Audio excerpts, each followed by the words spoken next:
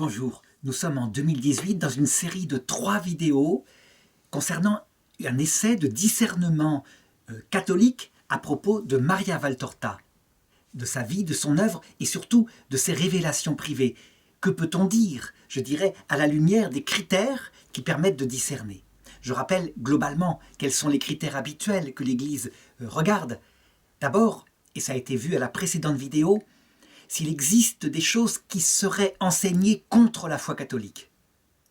Et on a vu que, en fait, à force de chercher, et de chercher très loin, je dirais même à l'aide d'ennemis formels de Maria Valtorta, on ne trouve rien dans ces 14 000 pages d'écrits qui soit vraiment formellement contre. On trouve quelques ambiguïtés par-ci par-là, mais qui sont bien vite levées.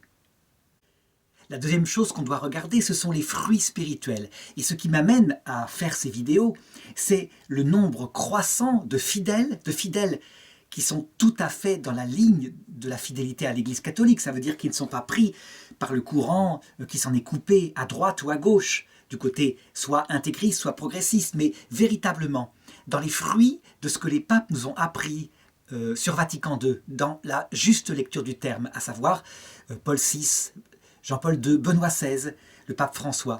Eh bien, chez ces fidèles-là, un nombre de plus en plus croissant de personnes qui reçoivent de grands fruits spirituels, qu'ils disent recevoir de grands fruits spirituels à la lecture de Maria Valtorta. Ça m'impressionne d'autant plus que ces écrits ne sont pas de ma sensibilité, je l'ai dit, et donc que c'est un regard objectif qui doit, indépendant de sa propre sensibilité, qui doit présider à ce discernement. Et ce sera l'objet de cette vidéo. Quant au troisième critère, à savoir des miracles qui pourraient confirmer, eh bien, ce sera l'objet de la troisième vidéo.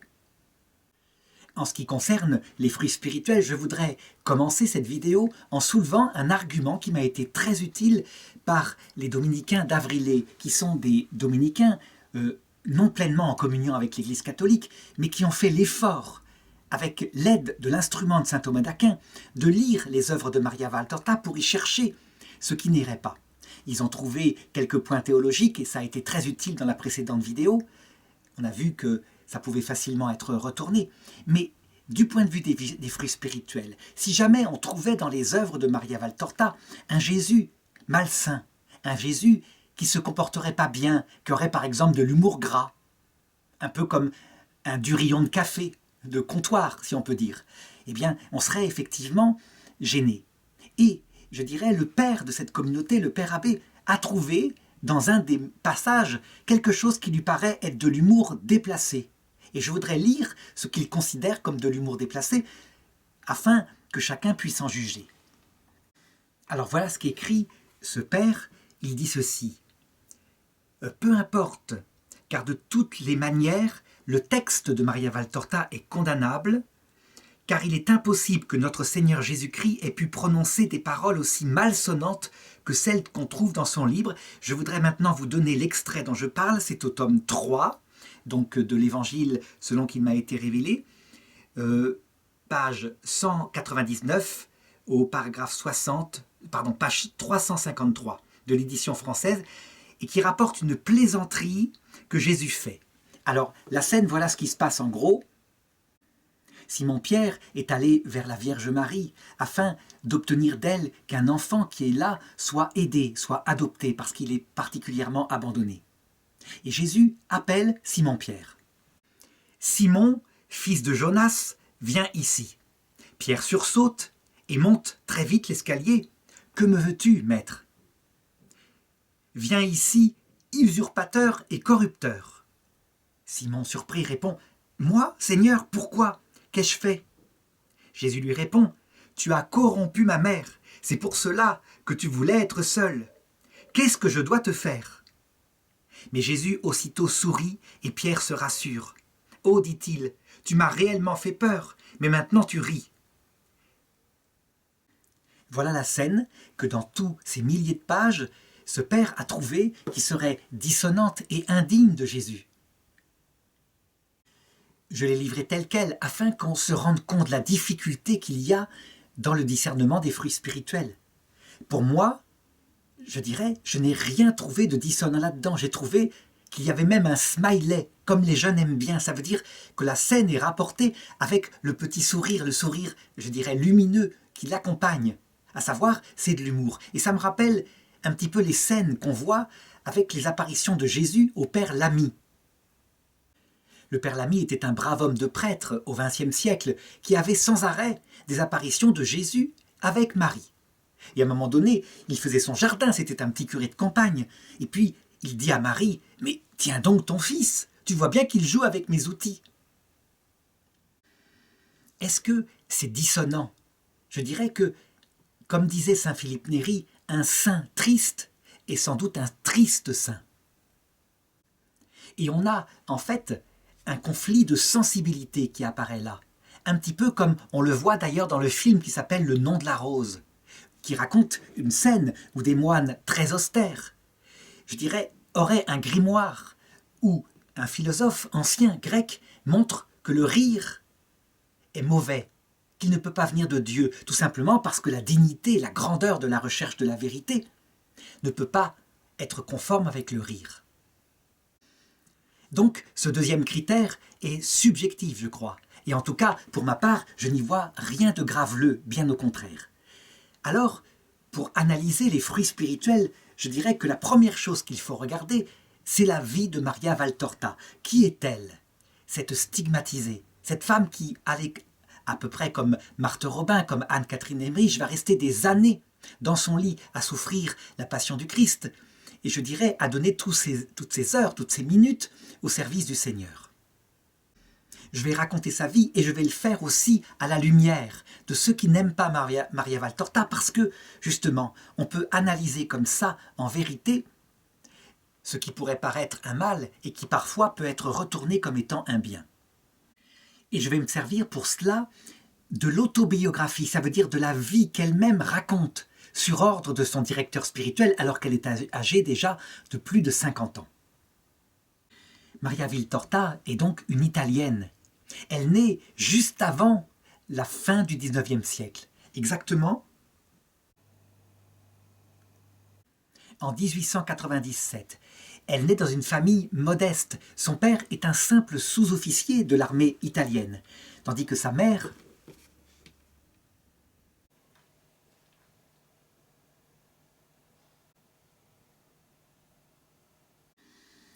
est un professeur de français. Elle enseigne.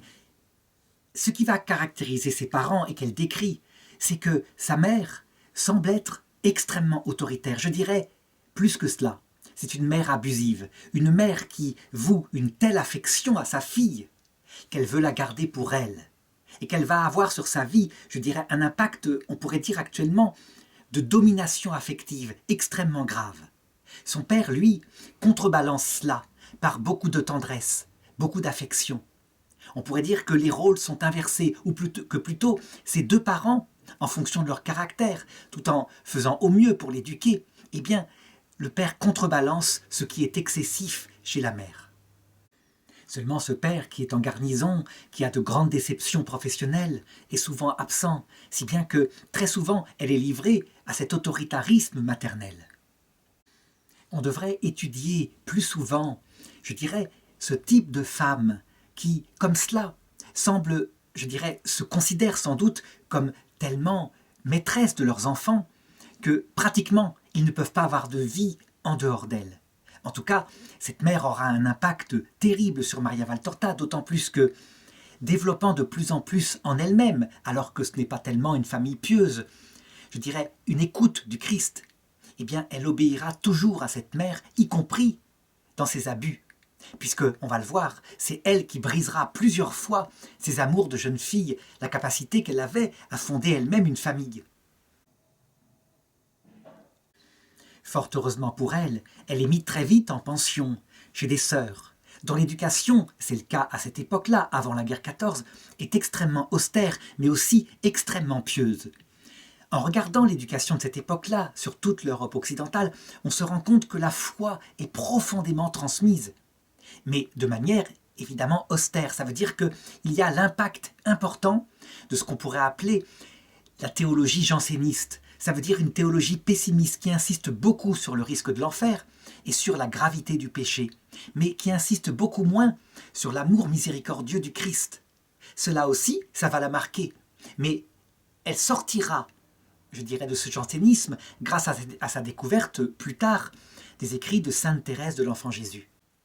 Ce qui est étonnant, c'est que très souvent, chez les âmes qui ont une vocation, qui sont choisies par Dieu pour telles, je dirais même un peu comme les prophètes de l'Ancien Testament, avant même leur naissance, eh bien, on voit une aspiration vers Dieu qui se marque dès la petite enfance. Ainsi, un jour, à 4 ans, alors que les sœurs l'emmènent devant un crucifix extrêmement réaliste, où on voit le Christ crucifié presque comme un homme vivant, les autres enfants sont effrayés à cette vision-là, et elle, bien au contraire, elle se sent comme attirée et prise de compassion pour le Christ crucifié, qu'avec sa petite intelligence de 4 ans, elle ne peut pas encore comprendre.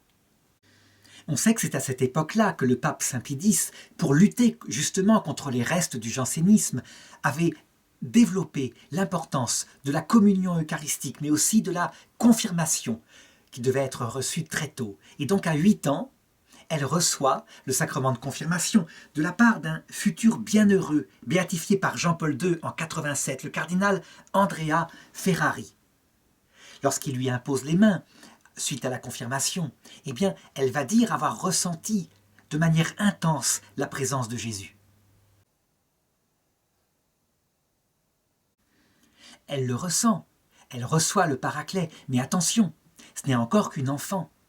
Je dirais, elle n'est pas formée dans la foi. C'est plutôt cette impression profonde de la présence de Jésus, chose qui est si peu ressentie, je dirais, dans cette période actuelle, alors que les enfants de l'époque, très souvent, avaient ces genres de grâces-là. Et donc, nourrie, je dirais, de cette formation dans sa pension, eh bien, sa foi dans son enfance va rester très forte, si bien que, à 11 ans, lorsqu'elle fait par exemple sa communion solennelle, elle se confie à Notre-Dame des Sept Douleurs. À 15 ans, elle a droit à une retraite spirituelle organisée par son école. Et voilà ce qu'elle écrit. Ce qui montre, je dirais, l'intensité du travail de l'Esprit Saint. Déjà à cette période-là. Jésus descendit en moi, écrit-elle, avec le Père et l'Esprit Saint, chacun portant ses dons à la petite Maria. Le Père entra, offrant à cette âme jeunette la vision de sa majesté et de sa puissance. Le Fils apporta avec lui tous les trésors de sa miséricorde et de sa sagesse. L'Esprit Saint y versa ses lumières et les flammes de sa charité. C'est véritablement dans la lumière que j'ai vécu ces journées-là, une lumière qui rendit tout lumineux à mes yeux, le passé, le présent, l'avenir. Tout me fut clair.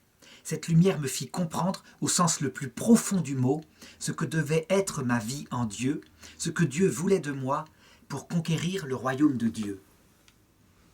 Alors évidemment, elle écrit cela plus de 40 ans plus tard. Elle l'écrit avec toute la sagesse qu'entre-temps elle avait acquis. N'empêche que ce qu'elle décrit là, finalement, n'est pas très différent de ce que vivent beaucoup d'enfants de cette période-là, avant la guerre 14. Pourtant, elle dit, dans sa biographie, elle dit qu'elle eut quelque chose de plus profond. Elle ne dit pas de quelle manière.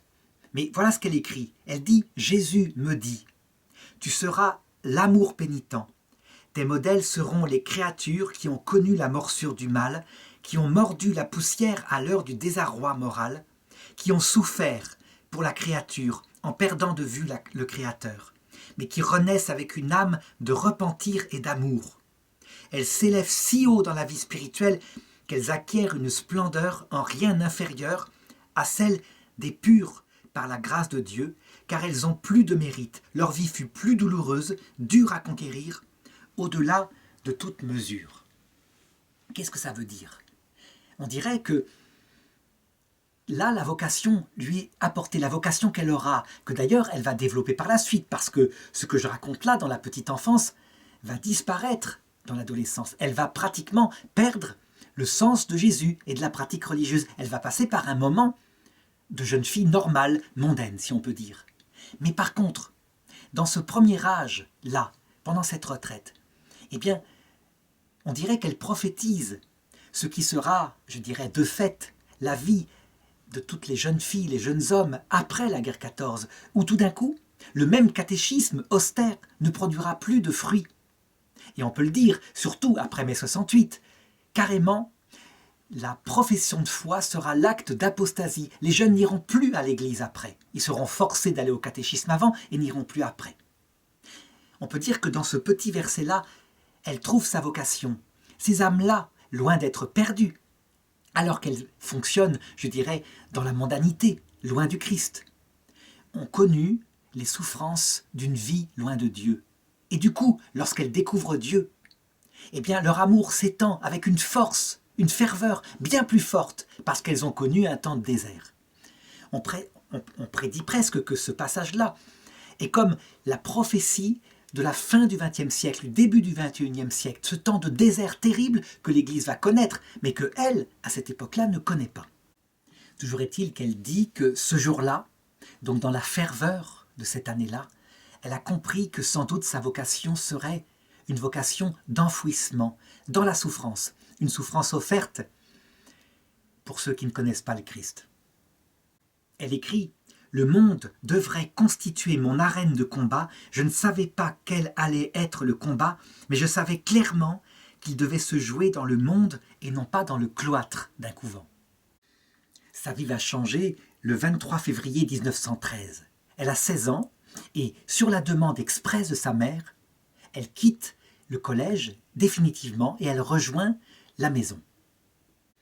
On le voit, elle a eu des bases spirituelles et même mystiques, elle a reçu cela.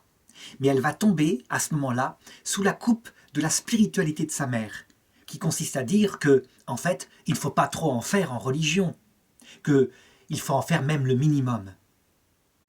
Sans doute a-t-elle été effrayée par la ferveur enfantine de sa fille. Toujours est-il que ça va avoir un effet sur sa vocation. Peu à peu, on pourrait dire que sa foi s'espace et se délite, même si elle reste fidèle comme elle le peut, à quelques messes basses qu'elle reçoit le matin, mais sans qu'il y ait d'homélie, sans qu'il y ait de formation. Elle ne reçoit plus de retraite. Elle n'a d'ailleurs plus accès même au texte de l'Évangile. Il lui reste les écrits de Sainte Thérèse de l'Enfant Jésus. Eh bien, en même temps que sa foi peu à peu s'étiole, sans doute parce qu'elle n'est pas assez nourrie, sa santé aussi se fragilise. Et donc, à partir de cette période, sous la coupe de cette mère, je dirais, un peu tyrannique, sous la coupe de son désir de lui obéir, de ne pas la blesser, eh bien, son avenir religieux est comme compromis. Toujours est-il que, alors qu'elle a 17 ans, que la guerre 14 est prête d'éclater, elle tombe amoureuse de son premier amour. Il s'agit d'un voisin. C'est un homme très instruit, plus âgé qu'elle, qui est d'ailleurs un docteur en lettres. C'est quelqu'un donc d'extrêmement cultivé, elle l'admire. Et très confiante, elle l'avoue à sa mère, en lui disant ce grand amour qu'elle éprouve. Et sa mère, loin de l'encourager, détruit et lui interdit de fréquenter ce garçon et même de le rencontrer, en lui parlant des dangers terribles que courent les filles en fréquentant ce genre d'homme. Il faut savoir qu'à cette période-là, parler de la sexualité ne se fait pas. Donc elle n'a absolument aucune notion de ce que c'est. Et là, je dirais, on lui fait miroiter des dangers terribles qu'elle n'a même pas soupçonnés dans sa grande naïveté. Toujours est-il que la guerre est déclarée, Roberto est mobilisé et il va périr au combat très vite. Comme beaucoup de femmes de cette période-là, de jeunes femmes, elle va être brisée par ce décès, par ce premier amour qu'elle a sans doute idéalisé, c'est normal dans son cœur d'adolescente. On peut dire qu'elle entre alors sous le coup de ce malheur, dans une grande nuit intérieure de l'esprit. Elle ne comprend plus, sa foi vacille. Elle est tentée par beaucoup de choses. Elle est tentée par le suicide, et qui ne le serait pas, avec un amour comme cela qui a été perdu si tôt. Mais elle est tentée aussi par la sensualité. Bref, c'est une vraie dépression qu'elle vit à ce moment-là. En 1916, alors qu'elle a 19 ans, et qu'elle se débat contre cette forme de tristesse qui l'envahit, elle a un songe qui lui vient de Jésus.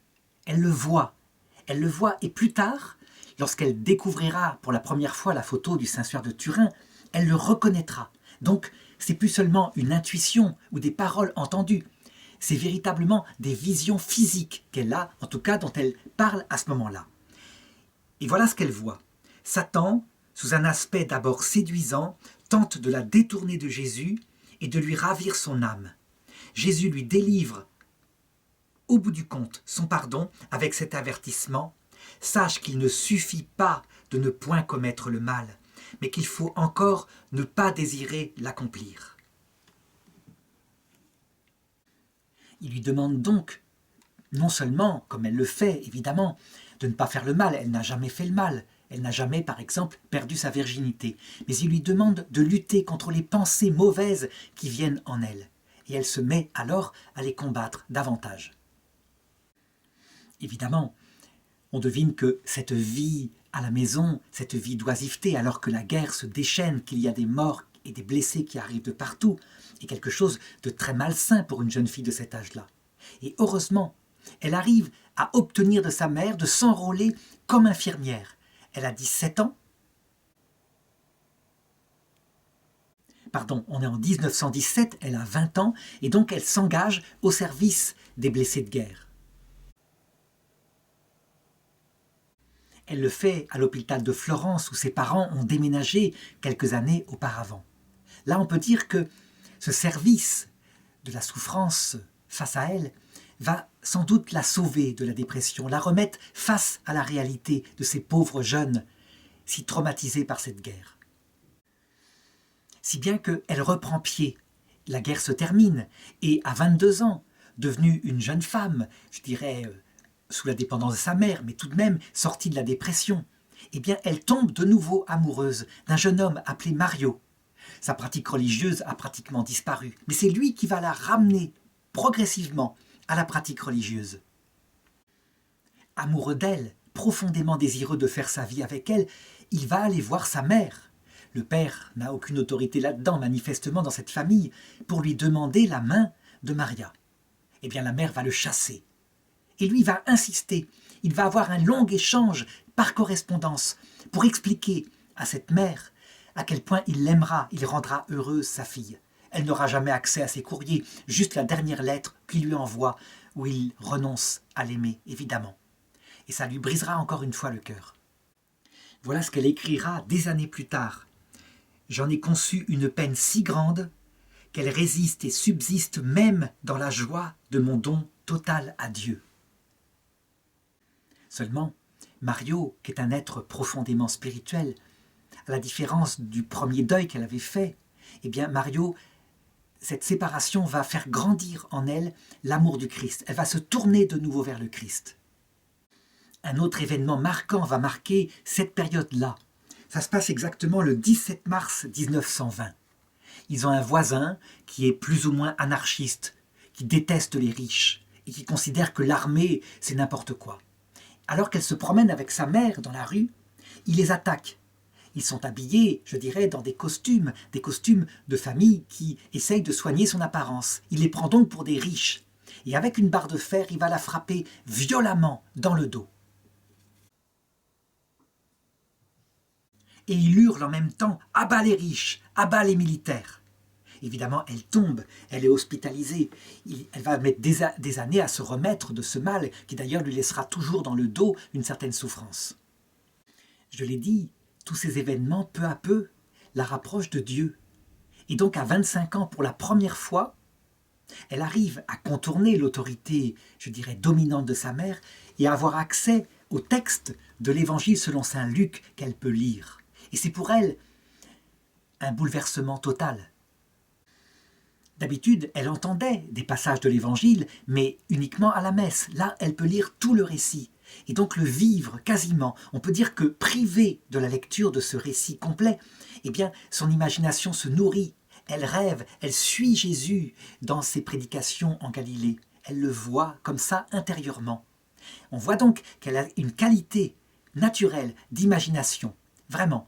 C'est-à-dire que le charisme qui fera qu'après, elle écrira, je vais en parler, se fonde tout de même sur des qualités naturelles qui sont là, alors qu'elle n'a pas encore reçu sa mission définitive. C'est souvent comme ça que ça se passe. On peut dire que les grâces, en l'occurrence des charismes plutôt, ne viennent pas sur une terre vierge, mais plutôt viennent se greffer sur des qualités naturelles pour les mettre au service du Seigneur. La différence, c'est qu'en cette année-là, c'est uniquement son imagination qui travaille, et donc il n'y a aucun détail objectif de la vie de Jésus, juste des rêves. Ce sera dit très différent dans ce qu'elle va écrire plus tard et qui sera vérifié par de nombreux archéologues sur des lieux qu'elle indiquera alors qu'elle n'a jamais quitté son pays natal. Évidemment, la découverte de l'évangile selon saint Luc va la pousser à se procurer les autres évangiles, mais aussi le texte de sainte Thérèse de l'Enfant Jésus. Et avec son propre argent de poche, elle va, en cachette de sa mère, acheter ses ouvrages et s'en nourrir, les lire secrètement. Sous l'influence de sainte Thérèse de l'Enfant Jésus, elle décide alors de se consacrer à l'amour miséricordieux de Dieu, comme l'avait fait sainte Thérèse. Et on se rappelle, elle l'avait fait, sainte Thérèse, dans un conflit, un conflit charitable avec une autre sœur qui disait qu'il fallait se consacrer à la justice de Dieu. Sainte Thérèse, en se consacrant à l'amour miséricordieux, bouleversait la spiritualité de ce temps, sans même s'en rendre compte à l'époque où elle le fit. Cependant, alors que le temps passe et qu'elle a maintenant 32 ans, eh bien, la maladie qui l'atteint, qui frappe son corps, son dos douloureux, etc., va l'atteindre par une crise particulièrement violente, au point qu'elle est convaincue qu'elle va bientôt mourir. Elle tient un carnet mystique dans lequel elle écrit « Premier contact avec la mort et la souffrance, vive l'amour ». On peut dire qu'elle prend au sérieux cette consécration qu'elle a faite à Dieu par l'intermédiaire de sainte Thérèse de l'Enfant Jésus, qui elle aussi a vécu ce martyre à travers sa maladie. On peut dire que c'est à la lecture de cette grande sainte docteur de l'Église que sa vocation d'offrande à l'amour miséricordieux, d'offrande de sa vie comme âme réparatrice naît, si bien que profondément elle écrit des choses à cette période-là qui concernent l'offrande de sa souffrance, des choses extrêmement profondes. Elle dit par exemple, pour une âme généreuse qui aime le Christ, le sacrifice n'est plus un effort et la souffrance n'est plus un tourment. Et même une seule chose préoccupe une âme généreuse. Elle a peur de ne pas souffrir. C'est là que réside un renversement des valeurs. Une âme généreuse est tout à fait incapable de souffrir de la façon amère dont souffrent ceux qui ne sont pas généreux. La souffrance demeure parce que c'est inévitable, mais elle ne se présente plus comme un ennemi. Elle est une amie qui nous aide à monter de plus en plus haut. On le voit, la souffrance est vécue comme une offrande d'amour, et non pas, je dirais, comme un dépassement de soi héroïque. Et donc, cette souffrance devient légère, elle a un sens, porté par la spiritualité que lui a apportée sainte Thérèse. Parallèlement, et parce qu'elle se dit qu'il lui faut d'une manière ou d'une autre servir le Seigneur, eh bien, elle s'engage dans l'action catholique ouvrière, où elle se met à tenir des réunions dans une section locale, à enseigner le Christ. Elle a 33 ans, et sa prédication, qui attire de plus en plus de gens, parce qu'elle leur parle du Christ, va être brutalement, je dirais, arrêtée par les supérieurs, qui pensent que peut-être elle est trop mystique, ça va trop loin.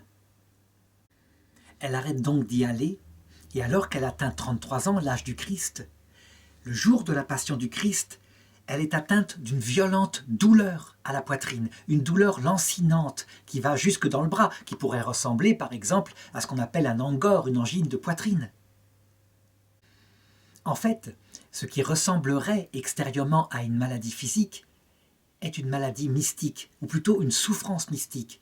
Elle commence, à partir de ce moment-là, elle commence à se rapprocher de plus en plus profondément de la Passion du Christ qu'elle vit. Et elle a même des sortes de visions prophétiques. Elle voit des guerres, des famines, des massacres. On ne sait pas quels ont été exactement le contenu de ces visions en ces années extrêmement dures où Adolf Hitler, 2 ans plus tard, va arriver au pouvoir. Toujours est-il qu'elle renouvelle son acte d'offrande, mais cette fois, elle ne fait plus seulement à l'amour miséricordieux du Christ, mais aussi elle s'offre en victime à la justice divine et à l'amour. Qu'est-ce que ça signifie ? Eh bien, il suffit de se rapporter aux apparitions de la Vierge, qui datent de peu de temps comme Fatima, mais un petit peu avant on a eu la Salette, où la Vierge sans arrêt dit « Je ne peux plus retenir le bras de mon fils ». Et à Fatima, lorsque vous verrez une grande lumière, sachez que c'est le signe annonçateur d'une deuxième guerre qui arrivera. En fait, dans l'éducation de Dieu sur nous, enfants désobéissants, eh bien, il y a parfois des gestes de miséricorde et de patience. Et ce sont des gestes de type maternel qu'on peut attribuer à l'intercession de la Vierge Marie. Mais lorsque ça va trop loin, eh bien, comme un père, le Fils, Jésus, son Fils, nous frappe de certaines sanctions. Son but, c'est de sauver notre âme, quitte à perdre notre corps. Et on pourrait qualifier ça, ces sanctions, de justice divine. En réalité, c'est une fessée. Le but n'est pas de nous perdre, mais de nous sauver pour la vie éternelle. Tandis que l'amour doux, l'amour patient et miséricordieux pourrait être qualifié d'amour tout simplement. Les deux sont un amour, mais elle s'offre aux deux, sans doute parce que elle a la préfiguration, ou plutôt la prévision de ce qui va se passer avec cette terrible Deuxième Guerre mondiale qui se profile déjà. Toujours est-il qu'elle écrit à cette période-là « Je désire, moi aussi, Jésus, à ton imitation, être élevé sur la croix de souffrance, sur la croix de salut, que la plupart fuient avec terreur. J'accepte d'être crucifié avec toi, pour toi. Je veux expier pour ceux qui pêchent, t'obéir pour ceux qui se rebellent, te bénir pour ceux qui te maudissent, t'aimer pour ceux qui te haïssent, te supplier pour ceux qui t'oublient, vivre en un mot, dans un acte d'amour parfait, en rapportant tout à toi, en te reconnaissant en tout, en t'aimant tout par toi et en toi, enfin en acceptant tout de toi, mon bien infini. Ô mon bien-aimé, par ta croix que je te demande, par la vie que je t'offre, par l'amour auquel j'aspire, fais de moi une heureuse victime de ton amour miséricordieux. À cette occasion, on pourrait dire qu'elle a fait un vœu définitif à Dieu, de pauvreté, de chasteté, d'obéissance, et même si elle n'est pas religieuse, elle se rapproche du tiers ordre, des servites de Marie, un ordre qui date du Moyen-Âge et qui se trouve dans la région où elle habite.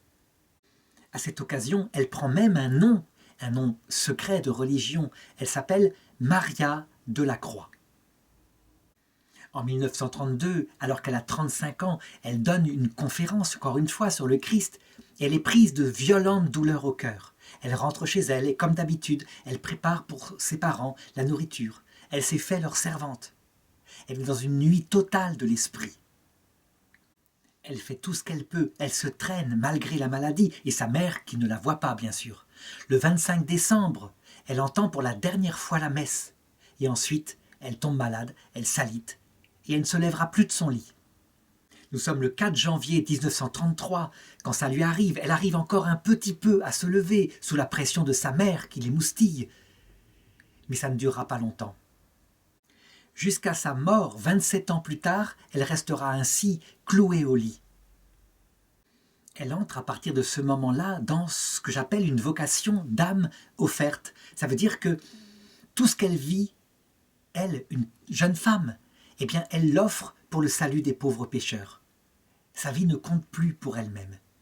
Et alors, évidemment, à partir de ce moment-là, commencent aussi à arriver des grâces mystiques, des grâces étonnantes. Par exemple, en avril 1935, alors qu'elle a 38 ans, une de ses voisines, une maman, qui est morte récemment, lui apparaît en rêve et lui dit qu'il faut qu'elle s'occupe en urgence de sa fille qui est adolescente et qui est en train de perdre sa foi.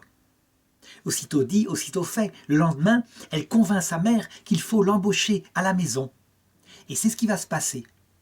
Et c'est ainsi que la jeune Martha, qui ne mourra qu'en 2001, qui était née en 1910, entrera à leur service dès cette période-là. Elle sera l'assistante et la confidente de Maria Valtorta.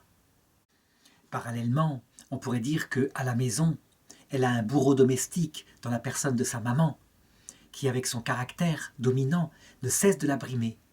C'est à cette période-là que le pauvre père, je dirais fatigué et usé par tous les échecs de sa vie, meurt à la maison.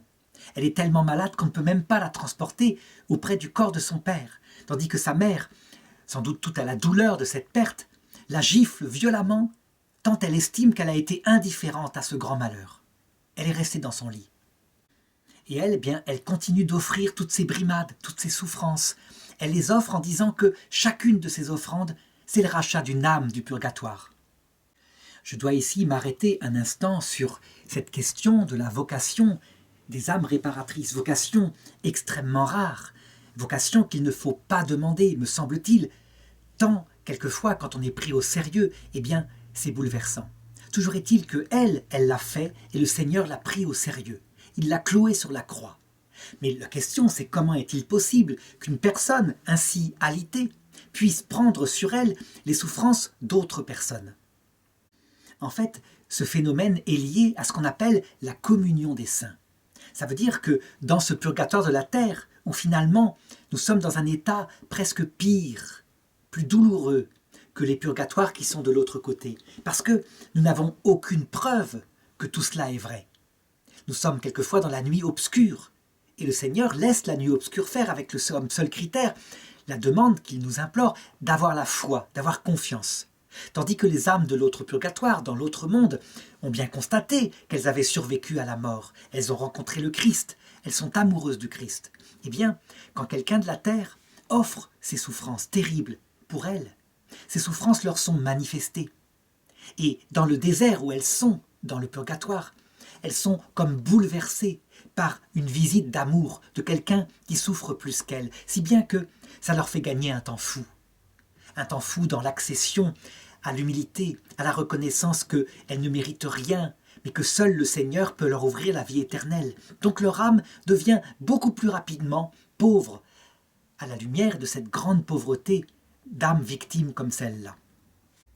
Et la vie continue ainsi, une vie, je dirais, inconnue de ceux qui sont à l'extérieur. La Seconde Guerre mondiale arrive, et en 1940, sa mère elle-même tombe malade. Sa mère qui est une âme, je dirais, extrêmement en danger, lorsqu'on considère un petit peu le comportement qu'elle a avec sa fille. Eh bien, Maria Valtorta accepte, je dirais, toutes les souffrances. On peut dire que, à partir de ce moment-là, on peut faire une liste énorme de toutes les maladies qui l'atteignent. Elle cite par exemple cette lésion vertébrale qu'elle a toujours depuis l'attentat de 1920. Elle a une tumeur aux ovaires, elle a une inflammation du cœur qui fait qu'elle souffre parfois de grandes douleurs thoraciques. Le bas de son corps est peu à peu, je dirais, paralysé, tandis que le haut de son corps peut parfaitement écrire. Mais à cela vont s'ajouter d'autres douleurs encore plus terribles. L'une des plus terribles, c'est une inflammation du nerf optique qui lui donne des migraines abominables. On sait que cette souffrance, je dirais, est paralysante parce qu'elle empêche de dormir. C'est ce dont souffrira d'ailleurs le frère de Marthe Robin, une autre mystique stigmatisée à la même époque, au point que lui, il se suicidera. Elle en fait une offrande d'amour. Elle a aussi, je dirais, des cystites, c'est-à-dire des inflammations de la vessie, mais aussi des reins qui remontent, ce qu'on appelle une pyélonéphrite. Enfin, on pourrait faire une liste terrible. Évidemment, face à ce tableau, on devine tout de suite le raisonnement que peuvent faire certains, et en particulier des psychiatres. Ils se disent, mais toute cette liste impressionnante de symptômes, est-ce que ce ne serait pas la marque caractéristique de ce qu'on appelle un trouble de la conversion? Un trouble de la conversion, ça consiste, alors qu'on éprouve un malheur, et là en l'occurrence, c'est peut-être les abus, les dominations de sa mère qui a brimé sa vie de jeune femme, qui l'a empêchée de se marier, eh bien, est-ce qu'elle ne ferait pas une sorte de conversion de cela à travers des symptômes douloureux, histoire de dépasser toute la frustration qui est dans sa vie? En tout cas, ceux qui combattent les écrits de Maria Valtorta vont émettre ce raisonnement. Le seul problème, c'est que quand il y a trouble de conversion, ces troubles de conversion s'accompagnent, je dirais, de caractéristiques de repli sur soi. Dans l'hystérie, parce que c'est le mot qu'on appelle, c'est le mot qu'on utilise habituellement pour désigner les troubles de conversion, la personne manifeste un comportement qui n'est pas ouvert aux autres, qui n'est pas une offrande de sa vie, qui n'est pas un sans cesse dépassement de soi. Des psychiatres qui vont étudier Maria Valtorta avec un œil positif vont nier formellement l'hypothèse de ce trouble de conversion. Elle a les pieds sur terre, elle est solide, elle est souriante, elle est avenante vers les autres, elle est positive, elle n'est pas du tout repliée sur elle, elle n'est pas auto-centrée sur son malheur, loin de là. Elle écrit par exemple à son confesseur « Croyez-vous que ma souffrance me suffise ? Pas du tout. Pourtant elle est grande, tellement grande que sans une grâce spéciale de mon Dieu, mon être ne pourrait la supporter, et mon cœur se briserait dans une dernière convulsion.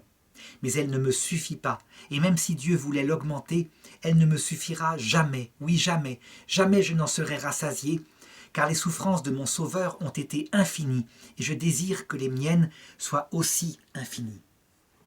Alors évidemment, un psychiatre athée dirait « c'est du délire mystique ». Oui, mais quelqu'un qui connaît ce que c'est que la vie spirituelle chrétienne, il n'y voit pas un délire mystique, il y voit une âme mystique. Par exemple, son guide spirituel, qui est le père Romualdo Migliorini, qui est donc un servite de Marie. C'est un ordre mendiant, je l'ai dit, fondé au XIIIe siècle, et qui s'occupe d'elle, et frappé par, je dirais, la profondeur spirituelle de son âme. C'est lui d'ailleurs qui, étant, je dirais, certain qu'elle va mourir bientôt, nous sommes en 1943 et la maladie l'écrase de tous les côtés, qui lui suggère d'écrire sa vie, un peu comme l'avait fait, je dirais, la mère supérieure de Sainte Thérèse de l'Enfant Jésus. Il se dit que ce sera forcément un document très utile. Alors, dans l'obéissance, elle se met à écrire sa vie. Et c'est lui qui lui fournit les premiers cahiers d'écoliers sur lesquels elle écrit.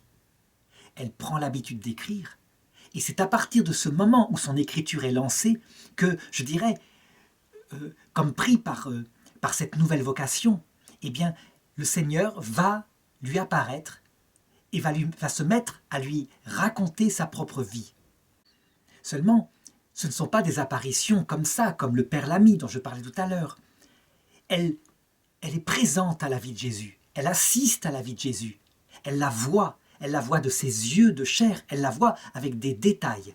Elle écrit par exemple « Tout à coup, j'ai vu mentalement un terrain très pierreux et aride, entouré d'un vaste horizon. Tout au sommet, il y a un plant de violettes qui avait poussé. Une seule violette était complètement éclose. Je vis alors une grosse planche enfoncée dans le sol. À 1,5 mètre du sol, peut-être moins, je vis 2 pieds transpercés. Du sang coulait le long de ses talons jusqu'au sol. D'autres gouttes ruisselaient des orteils sur la touffe de violette.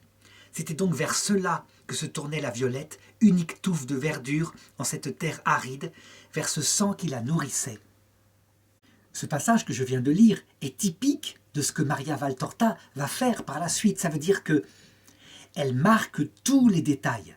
Cette histoire de petite violette qui la frappe, elle la marque. Elle la marque avec son propre jugement. Ça veut dire qu'elle la voit et c'est elle qui fait la remarque que c'est la seule fleur qui semblait se nourrir de ce sang. Jésus ne lui dicte pas ça, mais il lui montre des choses. Elle assiste aussi à des scènes. Et donc, elle écrit avec ses mots propres ce qu'elle voit. C'est ainsi que dans ses écrits, il y a sa pensée et il y a la pensée de Jésus. Il y a parfois les paroles de Jésus très précises, avec des détails très précis, et il y a son propre commentaire qui se mêle. Un petit peu comme ça se passe d'ailleurs dans tout ce genre de révélation. Ça veut dire qu'il y a collaboration entre l'intelligence de Maria Valtorta, son imagination, je dirais ses souvenirs, et ce qui lui est montré charismatiquement, ça veut dire objectivement, de l'extérieur. Alors ici, je semble déjà me prononcer pour l'objectivité des visions. En fait, ce sera l'objet, je l'ai dit, de la 3e vidéo, où il faut confronter ce qu'elle dit avoir vu avec ce qu'on peut vérifier, pour voir si ce n'est pas un rêve. Le 4 octobre 1943, voilà que c'est au tour de sa mère de mourir. Et elle en éprouve aussi un grand chagrin, un chagrin d'autant plus grand qu'elle se demande ce qu'est devenu son âme. Et c'est Jésus qui va la consoler en lui disant « Ta mère ne t'a pas dit merci, mais je le dis pour elle. Et maintenant, elle te le dit car déjà ma lumière lui a illuminé des horizons que son humanité lui voilait. Ne pleure pas, ma fille, continue à prier et à souffrir pour elle et espère en moi. » C'est quelque chose, là, cette petite phrase, ce passage, quelque chose de passionnant à analyser. En effet, je dirais, dans une théologie qui aurait précédé cette affaire-là, une théologie avant Sainte Thérèse de l'Enfant Jésus, on pourrait dire cela, avant Sainte Faustine, eh bien, le jugement aurait plutôt été de dire que sa mère, à cause de ses grands péchés, devrait souffrir terriblement en purgatoire.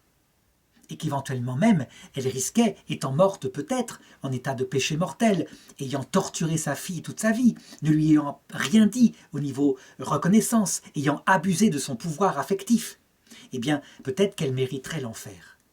Qu'est-ce qu'on voit? On voit autre chose.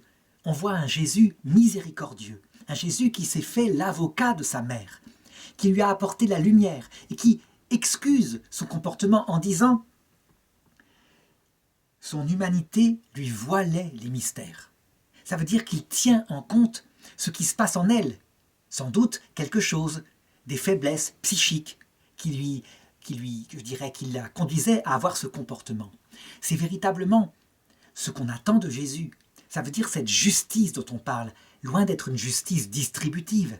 C'est une justice qui est juste, c'est-à-dire qui tient compte de la faiblesse des personnes, qui tient compte de ce qu'on appelle les péchés mortels de faiblesse, péchés contre le Père, et les péchés mortels d'ignorance, donc tout ce que cette mère ne savait pas, afin que ne soient gardés, lors de son jugement dernier, que les seuls péchés contre l'Esprit Saint, si elle les maintient. Et évidemment, Jésus a des armes extraordinaires comme sa lumière pour que la personne puisse se convertir, regretter ses péchés et donc être sauvée. Et Jésus ajoute à propos de cette mère, l'heure de son jugement devait être bien avant maintenant. Je suis venu 2 fois au long de tes années de douleur pour observer cette plante spirituelle que même tes prières n'arrivaient pas à lui faire produire des fruits de vie éternelle. Les 2 fois, j'avais dans la main la hache prête à abattre cette vie qui résistait aux invitations de la grâce. Les 2 fois, j'ai retenu le coup pour permettre à cette âme de ne pas venir à moi dépourvue de bonnes œuvres.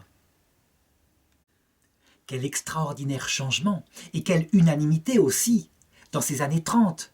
Marthe Robin, Sainte Faustine, Maria Valtorta, sans compter peut-être d'autres que je ne connais pas. En fait, on se rend compte, avec une extraordinaire espérance, que quelquefois, ce qu'on prenait pour l'enfer était un temps de purgatoire, que les âmes, qu'on croyait être perdues pour toujours, étaient en fait dans un enfer provisoire. Je dirais qu'on doit au pape Benoît XVI, dans son encyclique Spe Salvi au numéro 44-45, un retournement de la théologie, parce qu'il dit, en commentant l'histoire de cet homme, que depuis toujours on croyait en enfer, cet homme qui s'appelait le riche, de la parabole de Lazare, qui meurt, qui se retrouve en Hadès, qui voit de loin Lazare, ce pauvre qu'il n'avait même pas vu mourir de faim à sa porte, et qui supplie Abraham d'envoyer Lazare auprès de lui pour lui donner un peu de cette eau qui les nourrisse. Et Abraham lui répond, c'est impossible, il y a un espace infranchissable entre vous et nous, de telle façon que vous ne pouvez pas venir ici, et nous vers vous. Alors, ce riche demande au moins que Lazare aille chez ses frères, afin de les prévenir et de ne pas venir dans ce lieu de douleur. En s'appuyant sur le passage où Abraham dit que le passage est infranchissable, les pères de l'Église, unanimement, ont dit « c'est l'enfer éternel ». Or, cet homme, ce riche, manifestement, n'avait pas l'attitude d'un damné. Il ne voulait pas que ses frères viennent en enfer, alors que les damnés, qui sont révoltés contre Dieu, qui exigent la vision béatifique parce qu'ils s'en estiment dignes, veulent multiplier le nombre de damnés afin que Dieu cède. C'est d'ailleurs ce qui leur donne l'espoir, c'est ce travail contre les âmes. Lui, au contraire, veut prévenir ses frères.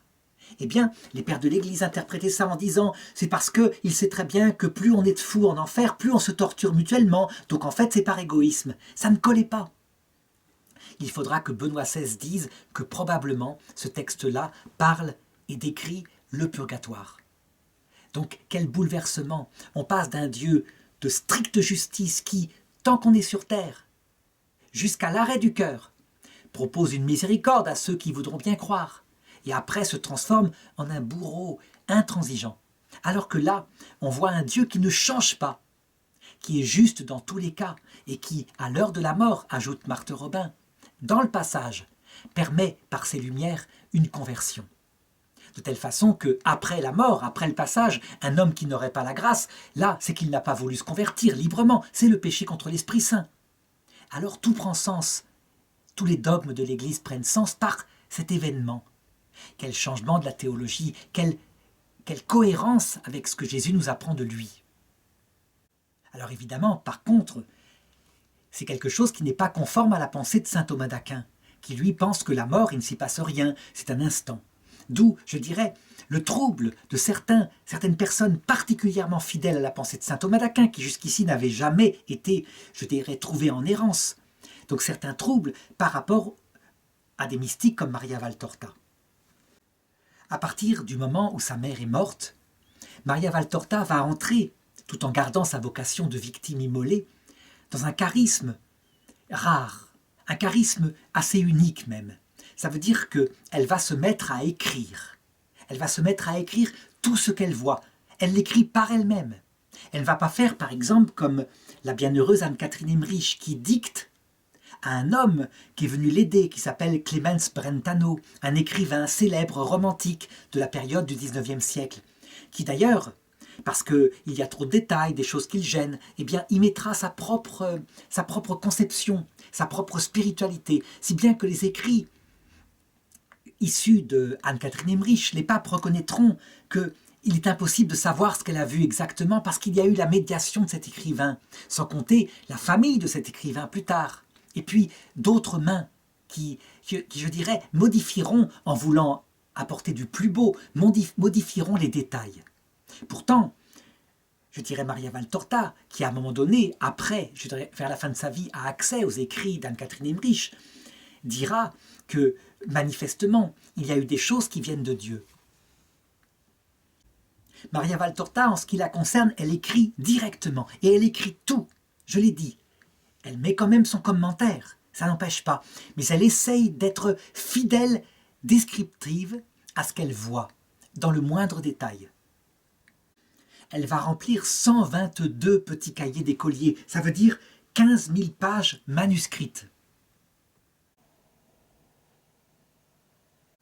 Elle va écrire à toute allure, comme ça lui vient, sans aucune rature, de 1943 à 1947, avec une intensité extraordinaire.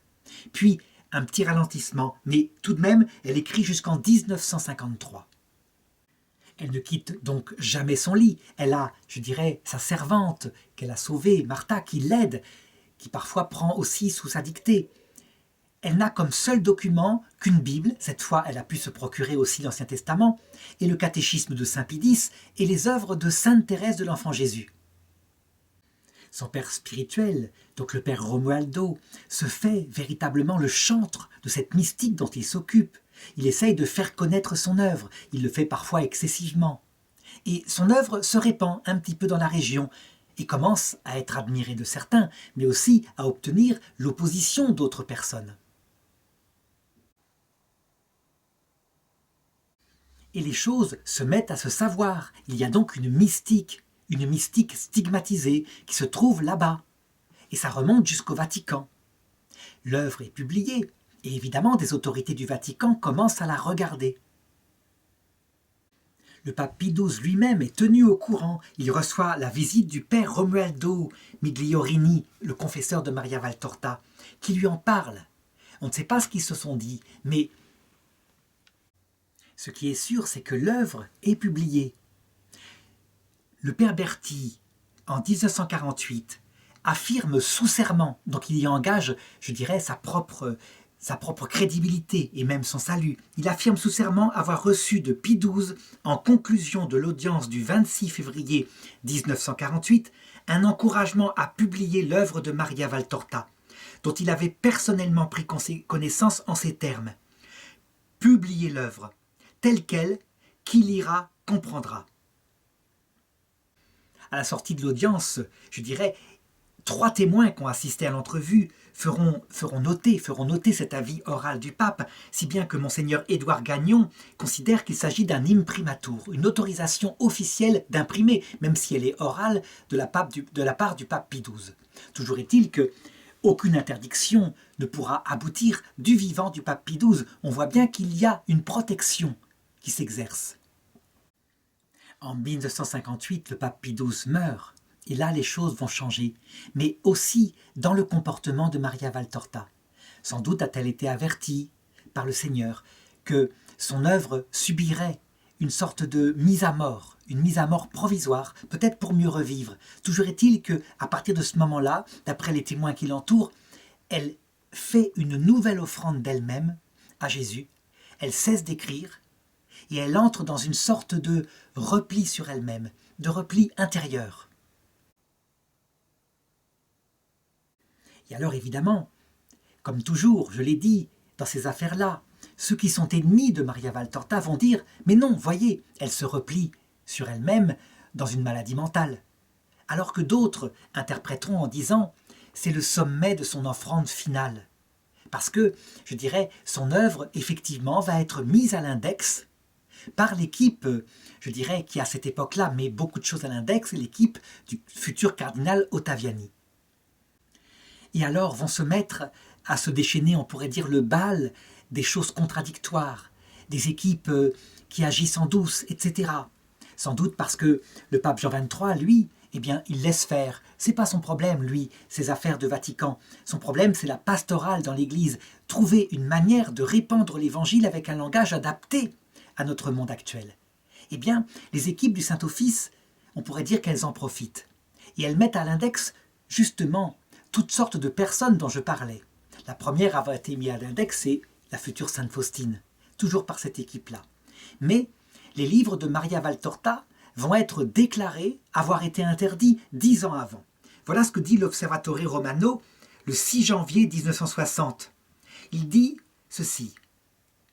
Il y a environ 10 ans, donc en 1950 par là, alors que circulaient certains textes dactylographiés volumineux qui contenaient de prétendues visions et révélations, on sait qu'alors l'autorité ecclésiastique compétente avait défendu l'impression de ces textes dactylographiés et avait ordonné qu'ils soient retirés de la circulation.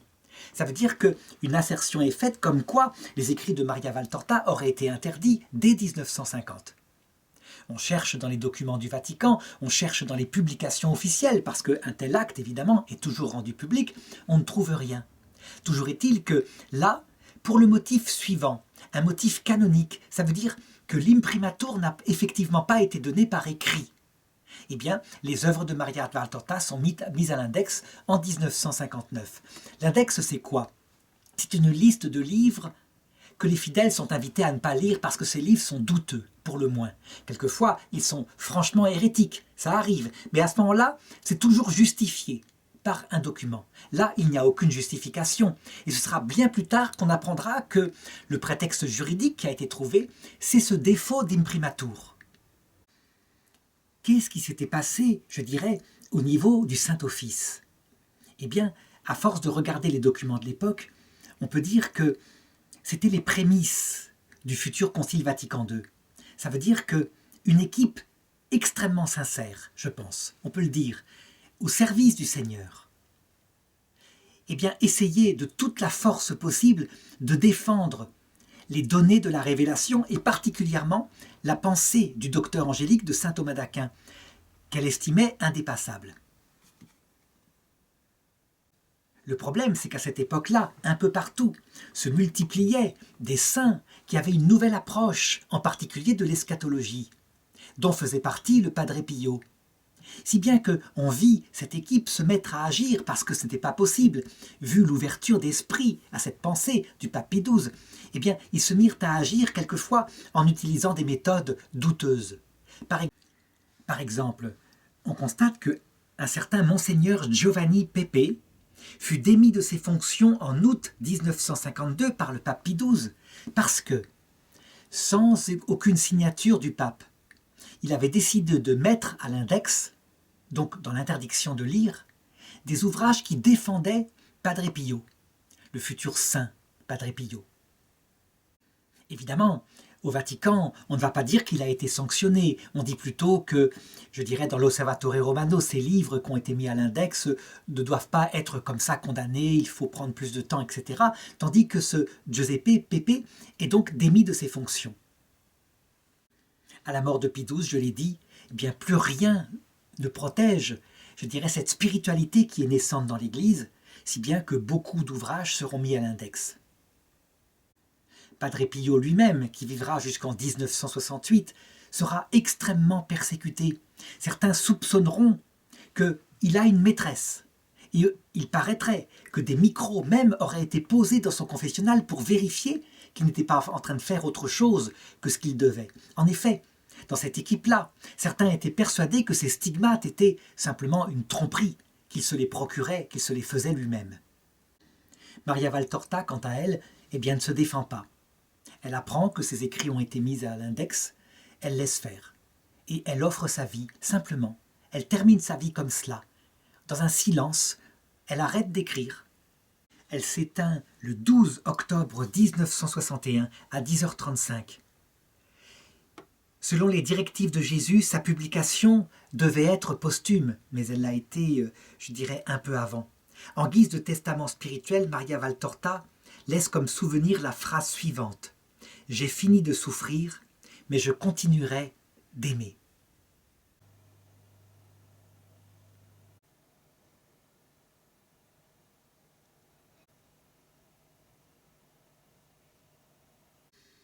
Et la suite des événements va être étonnante. Ça veut dire que dans le petit peuple de Dieu, le peuple des gens simples, le peuple des gens qui ont de la dévotion, alors qu'on est en pleine période où, à la suite du Concile Vatican II, qui n'y est pour rien, mais à la suite de ce traumatisme des 2 guerres mondiales, des prêtres partout dans l'Europe occidentale vont se mettre à combattre violemment la pensée d'avant. Ça veut dire la pensée thomiste en particulier, celle qui avait mis à l'index Maria Valtorta, pour la combattre au nom d'une pensée humaniste, quasiment sans Dieu, qu'ils vont faire disparaître des églises, les statues, les icônes, tout ce qui se réfère au culte des saints. Et bien curieusement, dans le petit peuple de Dieu, qui est confronté à cette grande crise, cette crise qui bouleversera le pape Paul VI au point qu'il dira « On dirait que les fumées de Satan se répandent dans l'Église ». Le petit peuple de Dieu va se mettre à s'emparer des livres, à l'occasion d'un phénomène particulier.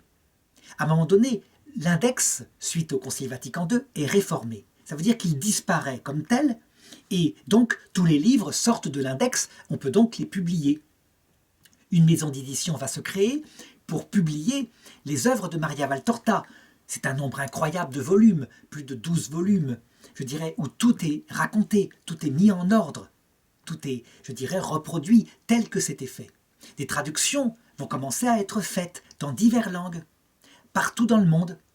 À un moment donné, ce sont même des évêques chinois qui demandent à ce que les livres soient traduits en chinois. Le phénomène, donc, Maria Valtorta, se répand. Les théologiens, eux, sont réticents, je l'ai dit, pour 2 raisons. D'abord, ceux qui sont thomistes, parce que, manifestement, il y a quelque chose qui ne colle pas avec la pensée de saint Thomas d'Aquin. Mais ceux qui sont progressistes, parce que, tout simplement, tout ça, ce sont des délires mystiques. Le peuple de Dieu, lui, y trouve manifestement une nourriture, quelque chose qui le rapproche de Jésus. À un moment donné, devant le phénomène, évidemment, la congrégation pour la doctrine de la foi, qui était avant le Saint-Office, s'empare de l'affaire. Et donc le cardinal Ratzinger, qui a été nommé par Jean-Paul II, préfet de cette congrégation, se met à regarder les livres. Mais c'est un travail immense, et ils sont peu nombreux. Comment lire les 14 000 pages? C'est quasiment impossible.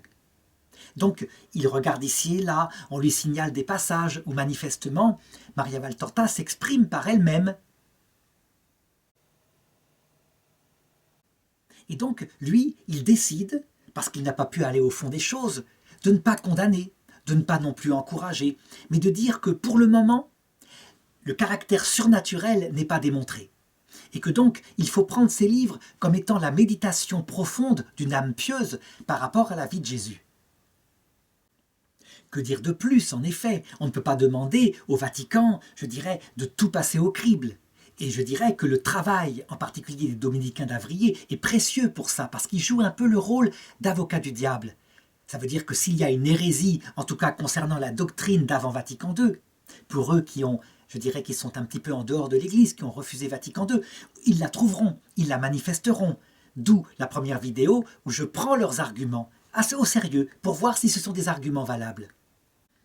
Il en est ressorti quoi, manifestement? C'est que les hérésies qu'ils voient sont plutôt je dirais, une non-conformité à la pensée de saint Thomas d'Aquin, qui effectivement, il faut l'admettre, c'est comme ça que ça se passe. Mais saint Thomas d'Aquin, ce n'est pas le magistère infaillible, loin de là. C'est le plus grand des docteurs de l'Église, c'est le docteur commun, mais il s'est trompé sur de nombreux points, en particulier l'Immaculée Conception, mais aussi, je dirais, tout ce qui suit sa mort et qui a été mis en forme par son secrétaire, le bienheureux frère Réginald. Le traité du mariage, le traité de l'ordre, le Concile Vatican II ne vont pas le suivre là-dedans. Comme si il avait été enlevé dans le monde afin de laisser aux générations suivantes le soin de préciser d'autres points en théologie. De même, le traité de l'eschatologie de saint Thomas d'Aquin, l'Église a du mal à le conserver comme cela. Il y a des problèmes. Il met en enfer éternel des millions d'enfants morts sans baptême, alors que le Concile Vatican II affirme avec précision que nous devons tenir, que le salut sera proposé à tout homme par un moyen connu de Dieu. Et donc il ne saurait être question que des millions de pauvres enfants soient simplement séparés de Dieu pour l'éternité parce que, mécaniquement, ils n'ont pas pu recevoir le baptême, ils ont été assassinés. Ce qui m'étonne le plus dans Maria Valtorta et qui me pousse à faire ces vidéos, c'est que la phrase de Gamaliel, elle reste valable. Gamaliel avait dit « Ne vous inquiétez pas, si cette œuvre vient des hommes, elle disparaîtra d'elle-même. Mais si cette œuvre vient de Dieu, vous ne pourrez pas l'arrêter et vous risquerez d'entrer en lutte contre Dieu. » Manifestement, le peuple de Dieu, avec le sensus fidei, eh bien, ne cesse de s'approcher de l'œuvre de Maria Valtorta, d'où ces demandes qui arrivent en permanence sur Internet et qui disent à tous les théologiens qu'ils peuvent trouver « Que pensez-vous de Maria Valtorta ?» Eh bien, il faut bien que les théologiens conciliaires, ceux qui sont fidèles au Concile Vatican II, pris dans la ligne, évidemment, de Paul VI, Jean-Paul II, Benoît XVI, et pas de l'esprit, le fameux esprit du Concile Vatican II, qui est soutenu par Hans Küng, évidemment. J'ajoute à Benoît XVI le pape François, je le compte parmi les papes qui sont dans l'esprit de Vatican II, bien sûr. Eh bien, des théologiens conciliaires de cette nature, donc qui considèrent le Concile Vatican II comme un concile spirituel dans la continuité des autres, il faut bien qu'ils s'expriment et qu'ils constatent qu'il n'y a rien à faire, le peuple de Dieu s'approche des écrits de Maria Valtorta, il trouve une nourriture spirituelle qui, loin de les éloigner de Dieu, les rapproche de l'Église profondément, les rapproche des sacrements. On pourrait dire, mais Maria Valtorta, à un moment donné, elle n'a plus reçu, elle n'a plus assisté à la messe, comme Marthe Robin. Oui, c'est vrai, elle recevait simplement l'Eucharistie de par son confesseur. Est-ce à dire qu'elle ne vient pas de Dieu? Marthe Robin s'est expliquée sur ce fait-là en disant « L'Eucharistie, je la recevais le dimanche, mais si j'avais à choisir entre l'oraison et l'Eucharistie, je choisirais l'oraison parce que c'est l'oraison qui donne sens à l'Eucharistie. L'Eucharistie, elle est au service de l'oraison, elle est au service de la présence de Dieu en soi. Et c'est sans doute de cette spiritualité-là aussi que Maria Valtorta a vécu. Alors évidemment, on le sait, les avocats du diable diront « mais non, elle devait y assister. Ça aurait pu être possible de célébrer la messe dans sa chambre après le Concile Vatican II. Elle ne l'a pas fait. » En réalité, je crois que tout peut être regardé dans ces affaires-là, soit en négatif, soit en positif, selon qu'on lutte contre ou selon qu'on aime la personne. Mais il n'y a rien de contradictoire. Bien d'autres hommes ont vécu comme ça de ce rapport à l'Eucharistie qui s'achevait dans la prière du cœur. Alors, globalement, est-ce que ces fruits spirituels que j'estime positifs, elle est dans la ligne du grand Concile Vatican II, du vrai Concile Vatican II. Elle n'est pas dans la ligne de la falsification du Concile. Elle est spirituelle profondément.